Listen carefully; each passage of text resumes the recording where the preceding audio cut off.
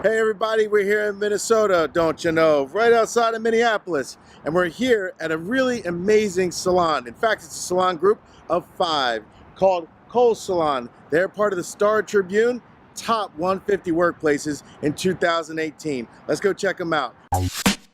What's up? I'm Shannon King. Welcome to Beauty360. I've been an international educator and a salon owner now in Brooklyn, New York.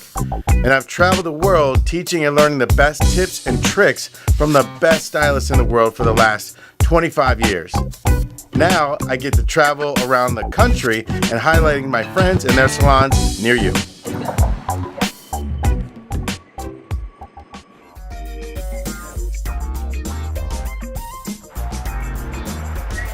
Hey guys, what's up? I'm Shannon King. We're right here at Kohl's Hair Salon, just outside of the Twin Cities, and we're here with one of my favorite educators, and she's an amazing hairstylist. Also, please welcome Natalia. Say hi, Natalia. Right? And Natalia is a senior designer here, right? Yes, we do designer, senior, and then advanced. So Okay. Advanced. So you're advanced. Yes. Yeah, even better. So she's one of the top artists and designers here at Kohl's. These guys are amazing. In fact, they are some of the top businesses here in all of Minnesota, right? That's insane. So she's going to take us through a haircut, and your lovely model here today. This is Medina. Medina. And Hi, we Medina. just did her color. We did a little bit of a Rudy kind of balayage, hair painting. Nice. She's got tons of hair. You got all the stuff. We just mixed She has hair for days. So we don't want to lose any length, but we take out a little bit of weight, and I don't want to add any more texture, so when I cut, I just do like triangles. Right. Just to slide cut, so I'm not adding anything to it. So, and then I just point cut the rest. So we want to keep the length, and then I'm just going to do some Juejee layers. Juejee layers. Juejee layers. I like it. Yeah. Juejee layers. Yep. That's a haircut that we get all the time as stylists, right? It's like we want some movement, want something a little different, but keep my length, right? Always keep the length, because maybe that's what works best for them, for their facial shape or their suitability, or look, that just what makes you feel comfortable. But there's always options. So I love the Juejee layers that we're going to see here, right? So right now, Natalia is actually just doing a little bit of her, like just a little health trim on the ends, right? Yeah, because we want to keep the length. So I'm just looking at what is needed to be trimmed. She doesn't get her hair cut that often, but she takes pretty good care of it. So with her hair being so dense, it works better to do like a point cut. Because otherwise it looks like a broomstick if I don't create a little bit of texture just on the ends. Yeah, if it were like completely straight across, right? It'd just be really solid. So I like to use the point cutting technique, just especially with thick hair. I just think it just adds a little bit of movement without adding texture to it. So that's cool. I mean, the point cutting technique is what you're seeing here, which is just breaking things up, and it's not so straight across and blunt, which is great for when you have hair that's a little bit thicker. It allows it to move kind of like that and work its way around itself versus being straight together and it kind of sits really, really firm. That's definitely going to suit her texture and amount of hair that she has. So is this something, do you teach classes as well? I'm just getting more into the mentoring and apprenticeship that we're trying to build here. So more advanced training. Well, that's huge, actually. For advanced staff and our new leaders. Oh wow! So both levels, right? Yeah. I mean, again, this is something that makes you guys stellar and makes you guys stand out as a company, as a salon. So the angles that you're doing here, is this part of the Juejee layers? Juejee, yeah, because I don't want to really over direct anything. I don't know, because I feel like this hairline, there's so much, usually different movements in there. I don't want to like pull it out of its home. Right. So for myself, I don't like to over direct. I like to find kind of where it lives, and then I'll remove a little bit of weight first, and then I'll kind of cut that in. But I don't want a blunt. I feel like even if we do some point cutting on this part, I feel like if I don't remove the weight first, it's still kind of just like. Yeah, it's still really solid. It's very heavy. Yeah. So I don't do a lot of tension with it, but I do a lot of slide cutting. I just kind of find like the clumps. So visual approach. Yeah. Right? Yeah. Versus technically everything coming out. And I love that, you know, there's so many different ways to approach haircutting, you know? Oh, yeah. There's a mix, there's a blend. I think it's important to understand them all. Right. And both of them, whether it's very precise and precision method as well as visual. A lot of times we start in the, like where the hair, we have the most hair, like in the back. Right? But I was noticing that your approach is that you're starting in the front. Yeah. And that was interesting for me. I spend a lot of time for some reason on the front because I just think that this angle, you know, it's the first thing they see. What did you prep her hair with? I used, it's not technically like a foundation spray, but it's the Royal Blowout from Orbe. Yeah. Which I love that for round brushing because it just gives it that, it helps the hair dry faster. Yeah. And it just gives it that kind of slick kind of consistency. Right. Without making it oily. Yeah, because that can kill it sometimes. Yeah. Yeah, it can kill the look, kill the finish. Yeah. If there's too much oil. Yeah.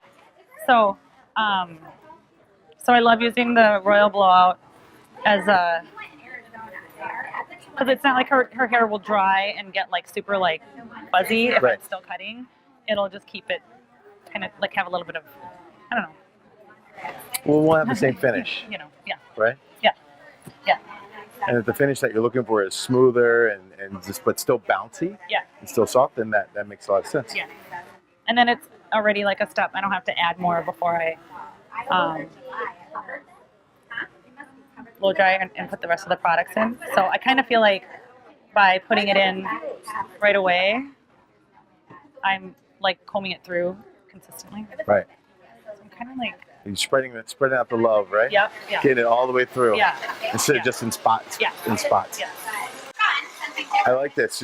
What's interesting about what you're doing and your approach is almost like a condensed cutting, right? So Yeah. you'll notice that Natalia is the way that she's cutting, that she's doing a lot of combing, right? Which is important, especially if your sections are a little bit thicker, which is a really cool approach because you're taking a section like this, you condense it slightly, and as you do that and you cut it, when you let it go, it opens back up, and you'll get texture between the sides. She's point cutting through that as well. So in order to make sure that this all works and breaks up just enough, especially on hair that's really dense and thick, like her model, right? Which is this is a perfect approach. She's going to get all the movement in there and texture, and it's just going to loosen up her hair. Yeah. It's really cool. So yeah, it's on purpose. And with her, I mean, unless you wanted something like super structured, then I definitely take, Of course. smaller Yeah, sections. much more of a precision cutting method. Yeah. Like I said, there's so many different ways to cook that chicken, right? So many ways to cook the chicken. There's so many ways to cook the chicken. So this is cool. Really, really cool to watch right here. And I just slice it. And this is more, again, those Juejee layers. So Juejee you're layers. opening up and visually looking for weight. Yep. I just kind of look at where it's kind of clumped together. And I don't want too much because I don't want to add volume. Like you layer. know? Oh, yeah, yeah. So if it's too much, you end up with volume in Yeah. it, right?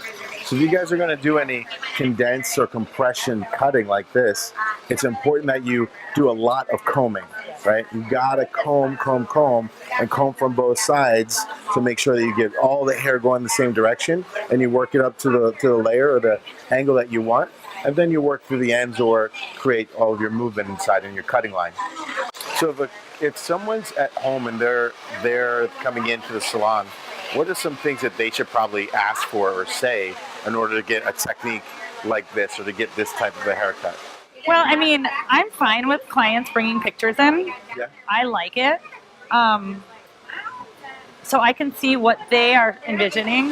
Right. A lot of times you'll hear clients say, but I don't like the razor, or I don't like, and it's like, well, unless you've had it done the right way, they don't always know that though. Right. They might have had a bad experience, and so a lot of times I will just, they don't like the razor, then I'll just slide cut. Which gives you a similar effect. Yeah. But when they come in and they want this, I kind of feel like that's kind of part of the stylist job too, to kind of to educate, I think. To educate on it, you know? Yeah, definitely. And that's kind of why we're talking today. It's like, you know, we wanted to reach out to some of the top stylists that we know in the industry or around the country and go, what are the things that you do that make your work so great? And then what are the things that really, you know, consumers can benefit from understanding? Right. Well, and I think how I don't ever really expect my clients to really know much about it. I'd rather them not. Yeah. And I'd rather teach them how I would like Versus them to knowing understand. enough to be dangerous. Right. Yeah. So I don't know. I feel like the consultations are always so important, and to me, I think that's part of our job to know how to do that. Or if I haven't done her hair before, I'm sure when I started doing it, I've asked her, can I remove weight? They don't know what that means. It doesn't mean I'm going to thin it out necessarily, but I'm going to just keep it from being like too dense. So it's creating movement within the haircut and not necessarily having to add a lot of layers, you know? And that's removing weight. That's a term that we would use as hairstylists, right? But maybe wouldn't make sense when it comes to consumers. So. Right. They'd probably say just thin it out, or I don't like it thinned out. Right. Or if you're gonna remove some weight, remove some weight. Another way of kind of removing weight through the top without getting any of those really short ones. So this is your, what'd you call it? Like the icing on the cake. Icing on the cake. It's not quite the voila. It's not quite the voila. You always have terms that make things like even it has better. To be. I know. love it. So I'll just kind of twist, and I don't shut it all the way. Ah. I just twist. Do that kind of through the top. Take little nibbles. Little snacks. Little snacks on that. So what does that actually give you? What's that help? So do? It's not. I'm not technically adding texture to the cuticle because these cut like just from the very outside. Yeah. So, but by twisting it, it's giving it more of an uneven effect. Yeah, I get it. You can see it. So it's just kind of like and then I'll kind of do a little more like through the ends. Yeah. Sometimes we have to go back and forth because some shears are specific to wet cutting, and some shears are specific to dry cutting, and then there are some shears that have duality and are more multi-purpose, and you can use them for both. I do a lot of dry cutting too. When I'm done, I kind of just go through, and these I can use for dry, wet and dry. You know what's interesting about that is the way that the shears are made depicts the way that you use them, whether they're a dry cutting shear, a wet cutting shear, or dual purpose. Sometimes the size of the blade can be thicker, right? Or it can be thinner, or it can be rounded or curved, and that allows it to do one thing or another thing, or be specific for a certain job. So I just used, before I started blow drying, I used a little of the Super Shine Moisturizing Cream from Oribe, which is pretty much like a leave-in conditioner on steroids. It helps protect the hair and repair the hair. And then I use their Straightaway, which is it's like a straightening balm, thermal protection.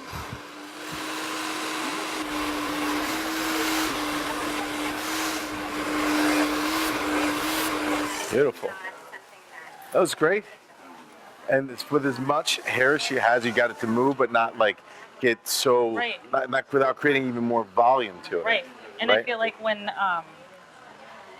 your hair is so thick, if you add too many layers, and it just looks like, you know. Yeah, it can feel a little choppy, right? Yeah. I'm sure some people out there have probably had their hair cut, probably have those choppy layers. So these Juejee layers are really, really cool. Yeah. And they're kind of seamless, they really kind of float. Voila. Oh, see, there's voila. The voila. Oh, I need a little hairspray, and then I'm good. Actually, I'm going to use a little impermeable first, which is an anti-humidity spray. Oh, of course.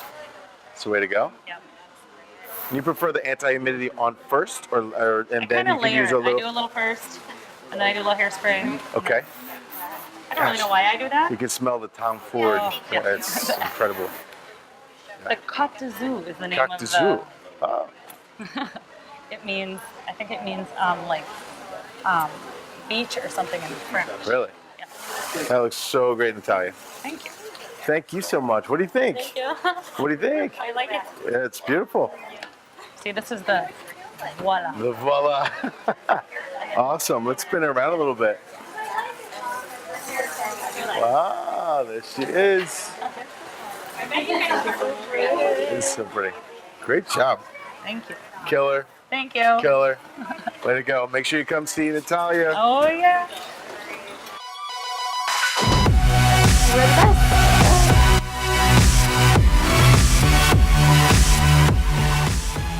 My mom was correcting me because a lot of people say cote de jour. Yeah. Sounds like soup of the day. My mom's like, it's cocktail. Like, Cocktail. That's great. Yeah, soup of the day. It's not the soup of the day. It's not cote de jour.